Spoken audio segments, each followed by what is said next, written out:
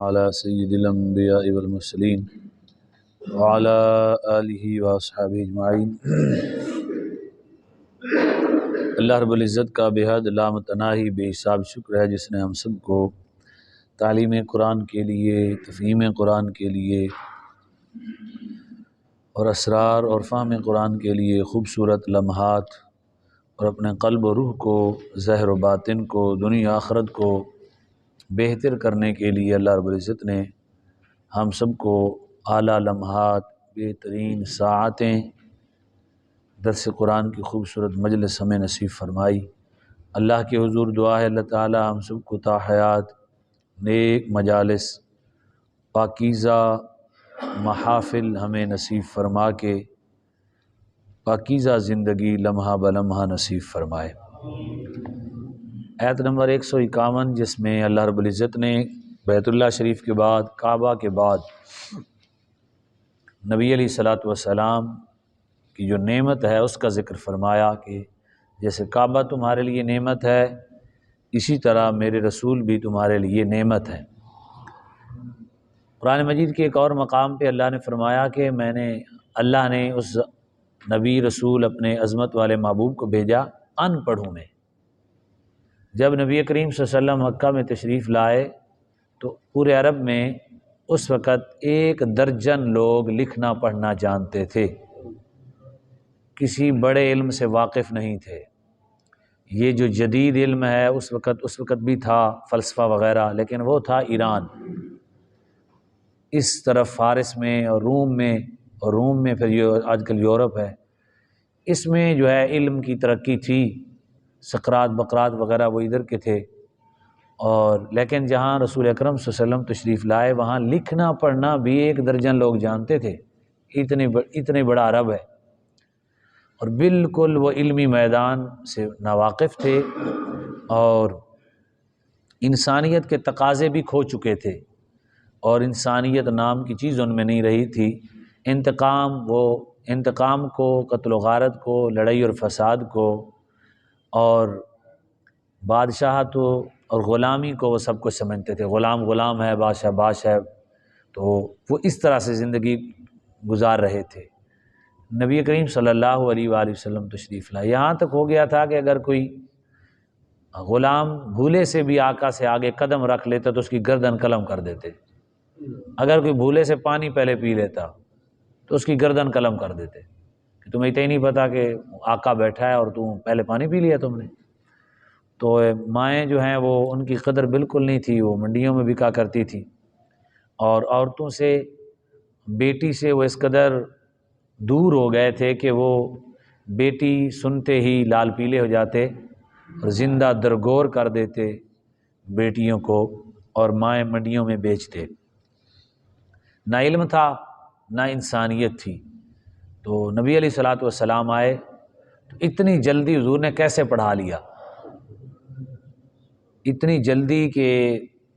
یہ بزرگوں نے لکھا ہے، دربار جو ہے نا حضرت سعد بن ابی وقاص یہ اولین میں سے ہیں، سعد بن ابی وقاص مکے رہنے والے تھے، تو ان کی دربار شریف جو ہے وہ چائنا میں ہے۔ تو یہ علوم لے کے آئے ہیں وہ لوگ، انہوں نے آ کے یہاں علوم بانٹے ہیں، یعنی اس قدر نبی علیہ الصلوۃ والسلام نے علم تقسیم فرمایا، ظاہری بھی اور باطنی بھی۔ اور جتنی سائنس آج تک ہے یہ جابر بن حیان نے چند چیزیں عیاں کی تھیں، اسی کی کتاب کو بنیاد بنا کر یہ سائنسی ترقی کی گئی ہے۔ اور جابر بن حیان خود امام جعفر الصادق کے شاگرد ہیں، یعنی یہ خود ذاتی طور پہ ایک بہت بڑے بزرگ کے شاگرد ہیں، اور وہ ظاہر ہے ان کا علم حضرت علی پاک رضی اللہ تعالیٰ عنہ سے اور ان کو حضور صلی اللہ علیہ وسلم نے عطا فرمایا۔ تو یہ سارا علم کا نظام جو ہے وہ بھی رسول اللہ صلی اللہ علیہ وسلم سے چلا۔ ایک صحابی فرماتے ہیں کہ ہمیں حضور نے یہ بھی بتا دیا کہ یہ پرندہ جو ہے یہ کیوں اڑتا ہے، یعنی اس کی سائنسی جو علت اور اسباب ہیں وہ بیان کر دیے۔ صحابہ کہتے ہیں ہمیں یہ بھی معلوم ہے۔ تو نبی علیہ السلام نے پھر 23 سال کے عرصہ میں ہر غم کو جھیلا، ہر دکھ کو برداشت فرمایا، ہر مصیبت کو خود لیا اختیاری طور پہ، اور ہر طرح کی غزوات میں شرکت فرمائی اور زندگی کے تمام تر معاملات سے امام الانبیاء گزرے۔ بندہ یتیم ہو سکتا ہے باپ کی طرف سے، ماں کی طرف سے، بیٹی کو طلاق ہو سکتی ہے، یہی معاملات ہوتے ہیں نا۔ تو حضور باپ کی طرف سے بھی ہوئے، ماں کی طرف سے ہوئی، بیٹیوں کو طلاق بھی ہوئی، جدا ہو جائے، بیٹی فوت ہو جائے، دنیا میں اس قدر معاملات میں پھنس جائے، غم یہ ہو سکتا ہے کہ بیٹی فوت ہو جائے اور جنازہ کوئی اور پڑھا دے اور وہ دفن ہو جائے۔ تو یہ رسول اکرم صلی اللہ علیہ وسلم جب بدر میں تشریف لے گئے تو اس وقت حضور کی ایک بیٹی فوت ہو گئی اور حضور وہیں تھے، اور جب حضور واپس تشریف لائے تو وہ دفن ہو چکی تھی۔ تو ہر غم کو نبی علیہ السلام نے، بھوک کوئی کہے جی ہمیں بھوک لگتی ہے تو حضور صلی اللہ علیہ وسلم نے اپنے پیٹ پہ پتھر باندھے، جی ہمیں رشتہ داروں نے نہیں رہنے دیا، تو امام الانبیاء کو مکے میں رشتہ داروں ہی نے نہیں رہنے دیا، جی ہمارے ساتھ رہنے والے ہمارے ساتھ منافقت کرتے ہیں، یہ عبداللہ بن ابی حضور کے پیچھے کھڑے ہو کے نماز پڑھ کے حضور سے منافقت کیا کرتا تھا۔ تو کوئی جہت نہیں چھوڑی رسول اکرم صلی اللہ علیہ وسلم نے، ہر طرح کا علم عطا فرمایا، ہر طرح کا علم عطا فرمایا۔ جی غریبوں کو کیسے نوازیں، نبی علیہ السلام نے ریاست مدینہ کا پہلا وزیر خزانہ حضرت بلال کو بنایا۔ جی غلاموں کا کیسے، یہ نوکر ہیں غلام، ان کو کیسے نوازا جائے، حضور نے فرمایا جنت میں سب سے پہلے جس کو آواز لگائی جائے گی وہ مہجا ان کا نام ہے، اور وہ سیدنا فاروق اعظم کے غلام ہیں اور بدر میں پہلے شہید ہونے والے ہیں، ان کا نام مہجا ہے، مہجا، نبی کریم صلی اللہ علیہ وسلم۔ جی فلاں ایسے ہوتا ہے، نبی علیہ السلام کے ایک صحابی ہیں حضرت عبداللہ بن ام مکتوم، نبینا تھے، 12 مرتبہ نبی کریم صلی اللہ علیہ وسلم نے انہیں اپنا مصلی عطا فرمایا، 12 مرتبہ نبی کریم صلی اللہ علیہ وسلم نے انہیں مصلی عطا فرمایا۔ تو حضور صلی اللہ علیہ وسلم نے وہ علم و حکمت عطا فرمائی کہ حضور جو جملہ فرما دیتے تو لوگ تشریح کرتے رہے، حضور کی اداؤں سے علم ٹپکتا، حضور کی نبی علیہ الصلوۃ والسلام کے افعال سے، اقوال سے، احوال سے اتنی حکمتیں ٹپکتی ہیں کہ ہر معاملے میں حضور نے اس قدر صبر کا معاملہ، معافی کا معاملہ، عنایت کا معاملہ، ایثار کا معاملہ۔ امام بوصیری رحمۃ اللہ تعالی علیہ فرماتے ہیں فاق النبیین فی خلق وفی خلق ولم یدانوا فی علم ولا کرم، فرماتے ہیں کہ یعنی آپ حسن و جمال الاخلاق میں تمام نبیوں پر فائق ہیں، اور علم و کرم کا یہ عالم ہے کہ آپ کے برابر ہی کوئی نہیں ہے، علم و کرم کا یہ عالم ہے کہ آپ کے برابر ہی کوئی نہیں ہے۔ اور سادگی، لباس بھی حضور نے بہت اعلیٰ پہنا ہے۔ نبی علیہ السلام نے ایک بار جبہ پہنا ہوا تھا تو حضور ممبر پہ بیٹھے تھے، صحابہ کے پکڑ پکڑ کے دیکھتے اور بڑے خوش ہوتے کہ حضور کو کسی نے تحفے میں بھیجا، کسی بادشاہ نے۔ تو حضور مسکرائے، حضور نے فرمایا کہ تم میرے جبے کو دیکھ کے خوش ہو رہے ہو اور میں اس سے تمہیں اچھا جبہ نہ بتاؤں؟ کہ یا رسول اللہ بتائیں۔ فرمایا سعد بن معاذ شہید ہو گئے تھے، فرمایا سعد بن معاذ کو اللہ نے اس سے بھی اعلیٰ جبہ عطا فرمایا ہے، نبی کریم صلی اللہ علیہ وسلم نے، کریم آقا و مولا صلی اللہ علیہ وسلم، یعنی اس قدر اعلیٰ لباس پہنا، اعلیٰ خوشبو بھی لگائی اور غربت بھی، ہر طرح کی سنتیں ہمیں عطا فرما دی۔ ایک صحابی آئے، نبی صلی اللہ علیہ وسلم نے فرمایا متکبر بندہ جنت میں جائے گا، تو اس نے کہا رسول اللہ پھر میں تو جنت میں نہیں جا سکتا۔